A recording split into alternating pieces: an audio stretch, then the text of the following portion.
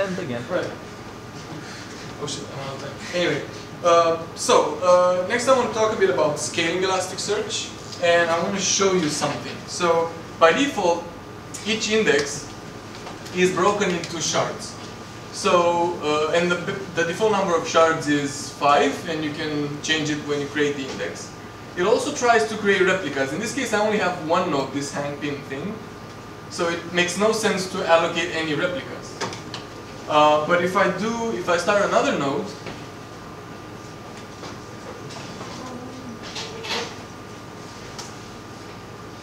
take just a bit. First of all, it will automatically join the cluster via multicast. You can change that. You can say only join the cluster by looking up for these nodes, which is what you would normally use in production. You would use unicast. But anyway, here I hope it will work. Okay, so we have a second node, and automatically got my replicas allocated. So now if a node goes down, I still have a complete copy of the data. Right, so let me start a third node. And by the way, searches, if I hit this node with the search, it will round robin between the shards and replicas. So if I have like 10 replicas, it will go through all of them.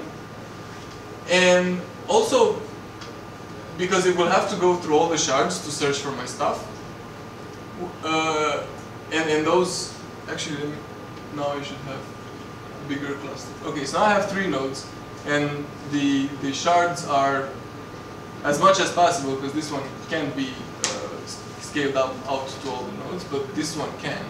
So it automatically tries to balance shards between the available nodes as you add them. So what happens is, let's assume you hit this node, and then it will say, search through these shards, a complete set of shards, and then each shard will reply with the documents it knows about that match, and it has to sort of collect the results, and then sort them and give the results back. So this is pretty important when it comes to node roles, because you can see if you're always hitting the same node, then this particular node can become a bottleneck.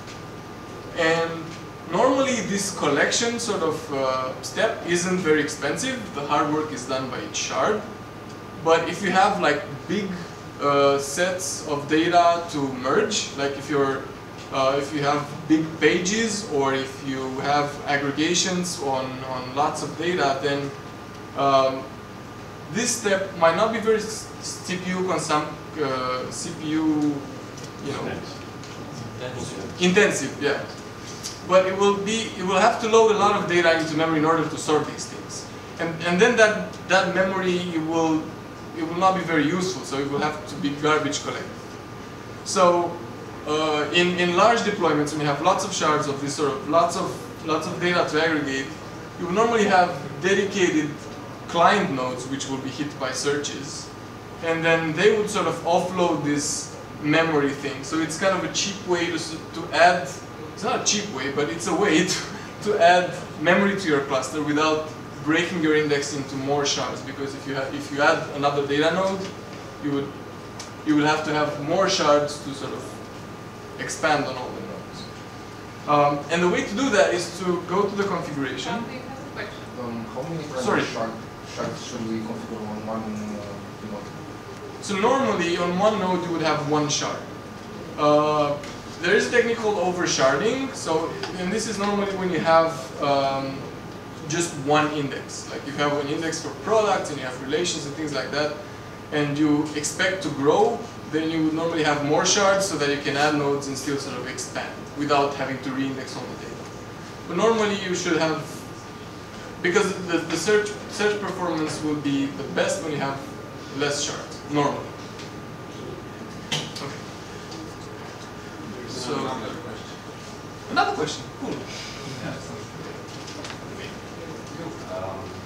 So, is there a relationship between Lucene and a shard? Is it like a shard of a Lucene instance? Right. Or? A shard is a Lucene index. And that's pretty much it. I would like to add something.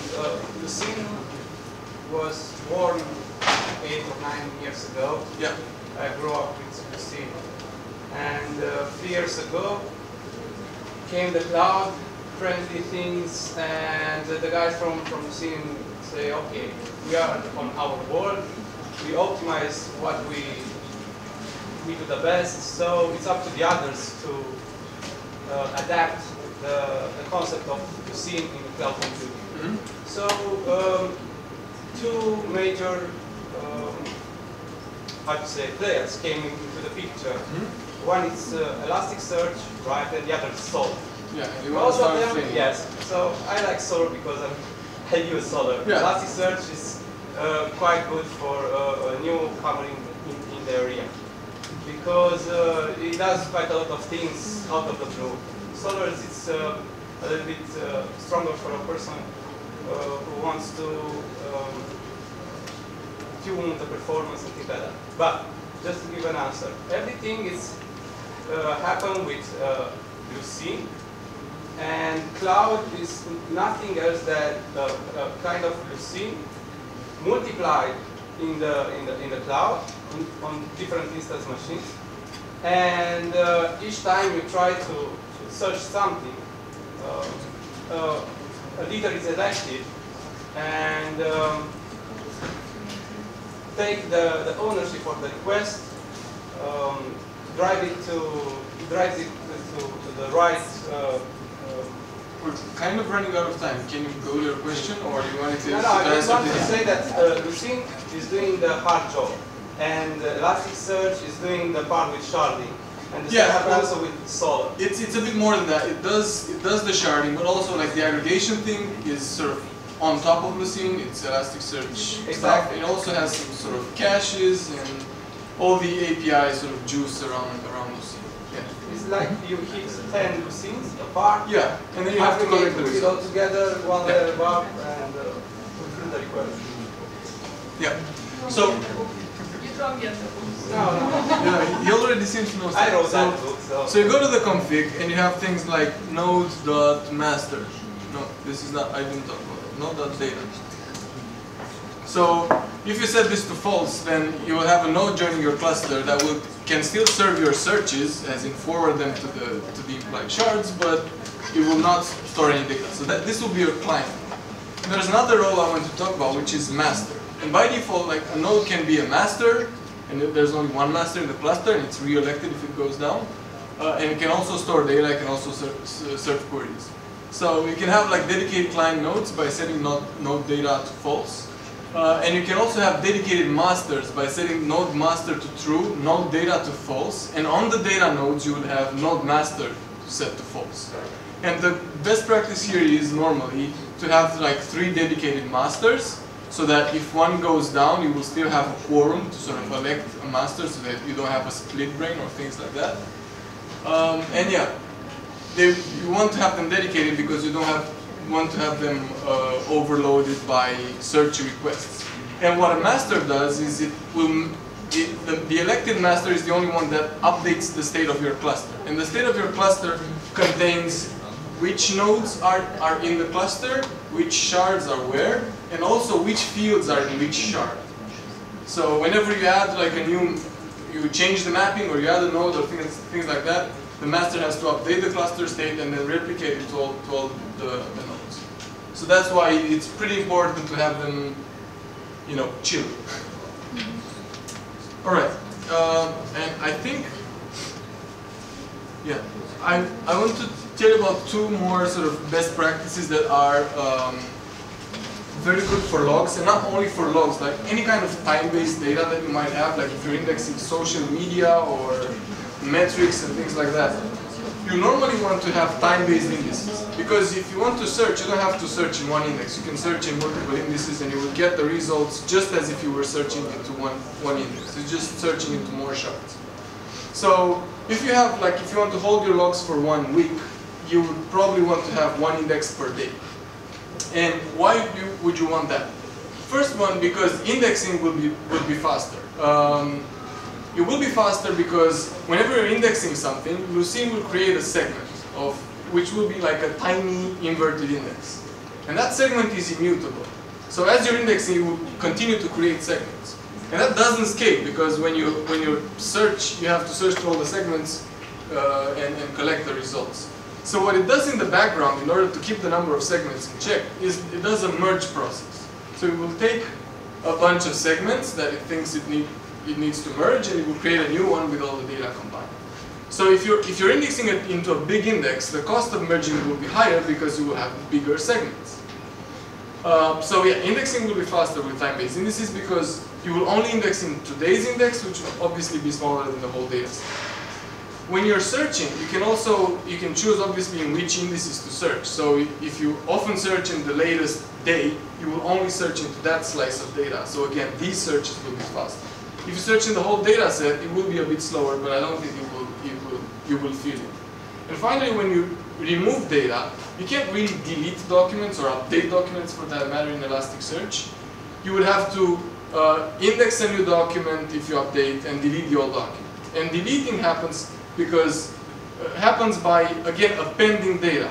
So segments are immutable. So what it does, if you want to delete a document, it will say, okay, this document belongs to this segment, so I have a deleted list, and I just mark it as deleted. So when you search, it still gets the document and then checks the deleted list, and you don't get it in the results. But so that will make your searches slower.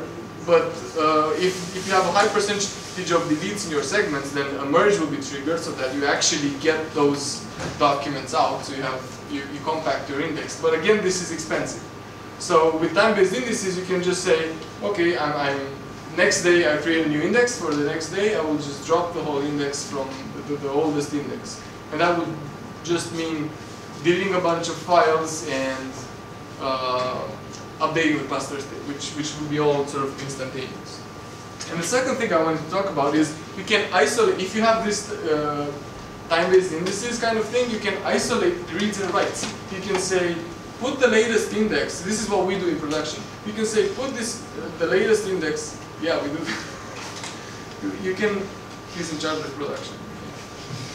So put the latest index onto a bunch of nodes that have big CPU and SSDs, so they can handle the indexing, they can handle the spike in searches and things like that. And for older indices, we just move them to nodes that are bigger in memory because they have to sort of be aware of everything, and also have like write zero spinning disks, many of them, so that it can sort of read sequentially lots of data and not that much CPU. Yes? Sorry, how many data do we index every day? In our product, I don't know. Ciprian, how many data do we index every day? Not much. In gigabytes? Yeah. In something. In something. I think lately we index about 35 gigabytes per day. Yeah, but we have clients that index and the cluster 100 times more. Sorry? The cluster, how big is it? So we have a cluster that's kind of separated in 4 parts. So we have, let's say, 4 hot nodes for incoming daily data, which have SSDs and they're fast. We also have 2 big ones with huge hard drives for the not daily data, and some that, well, dedicated masters and 2 client nodes. So 11 nodes, but it's scaling. Okay, I just want to show you how we can do this. Sorry. Yeah. Multiply the numbers of shards. Can I multiply them with the so you limit the numbers of Yeah, normally you would keep, especially since you have time-based indices, and you always create a new index, and then you can decide the number of shards. We normally have as many shards as we have hot nodes. So I got 4 hot nodes, we have 2 shards per index and 1 replica for each one. I just want to show you, and I think I'll have to end here. I will not have time to talk about syslog, but you can catch me later. I just want to show you how you can do this hot nodes thing. So let me just.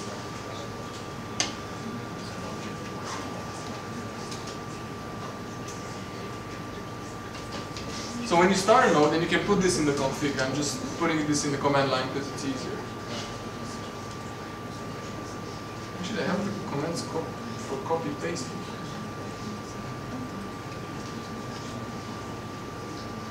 So I don't screw it up. Okay, so I just put here like a, oh shit. Anyway, I'll show it here. So I say here node.tag is SSD. So this will be my hot node, which I will tag. You know, it can be anything as SSD. So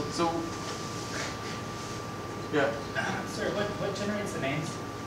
Oh, that's random. You can also sort of. Yeah, it's random from a list of Marvel characters or something like that. I don't really know. Where's the Elasticsearch? So let me show you. So now I have two nodes that are hot.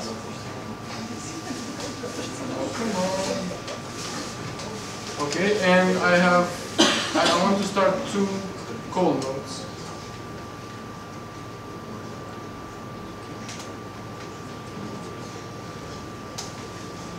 Okay. So now if I put an index, I can specify in the settings only allocate it to the nodes that are tagged SSD. And again, it doesn't have to be tagged, it doesn't have to be SSD, it just has to be a key and a value. So now this thing should only be created, why doesn't that top work? It should be only created on these two nodes, Mercy and blah blah blah. So here it is. Right? These two nodes don't get it. So now let's say we have, the next day we create a new index, it's still allocated to these two nodes, and that one is old. And we will just move it to the spinning nodes. So that is again just an API command. Right. So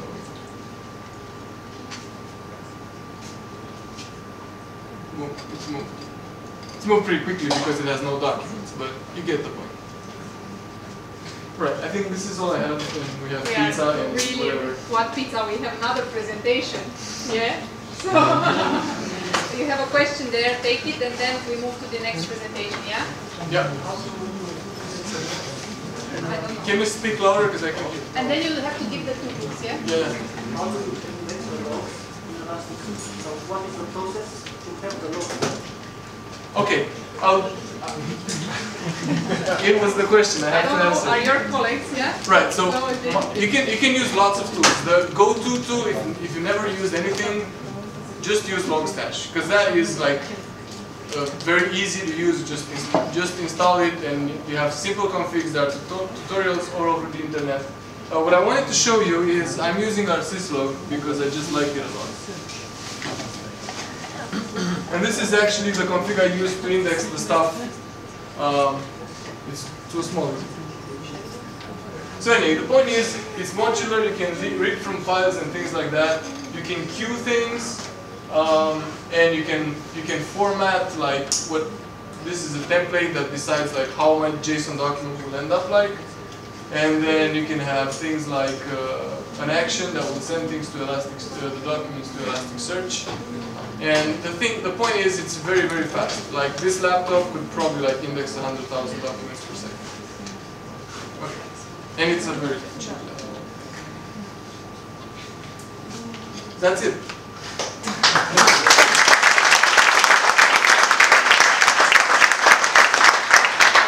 You will find Radu after the next presentation as well, so no worries. Yeah? Yeah.